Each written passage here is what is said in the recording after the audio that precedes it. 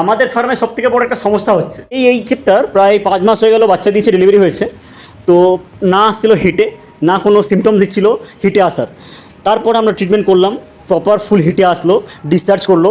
তারপরে আমরা কালকে একটা এআই করিয়েছি, আর তারপরে প্রায় 24 ঘন্টা পরে আবার একটা এআই করেছি, কারণ তখনও আবার ফুল হিটে এসেছিলো।